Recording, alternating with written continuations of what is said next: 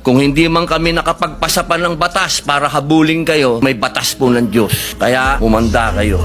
Kaugnay ng papapatupad ng Universal Healthcare Law, isang batas na dapat tunay na maramdaman ng bawat Pilipino, mayaman man o mahirap. Sa kasalukuyang sistema, marami pa rin ang hindi nakakakuha ng tamang serbisyong medikal. Kulang ang pasilidad, kulang ang pondo, kulang ang pagmamalasakit. Panahon na para tiyakin natin ang bawat sentimo ng pondo ay nakararating sa mga ospital, barangay health centers at sa mismong pasyente. Sabi nga po ng Pangulo, sa mga kumikita sa pondo na dapat ay sa taong bayan. Mahiya naman kayo. Ang mensahe ko naman, tandaan po ninyo, ang mga kababayan natin, pagka pumatak ang luha niyan sa lupa, dumadagundong po yan papunta sa langit, humihingi ng hustisya. Kaya wala po kayong itananim dito na hindi kayo sisingilin. Kaya humanda kayo. Maraming salamat po.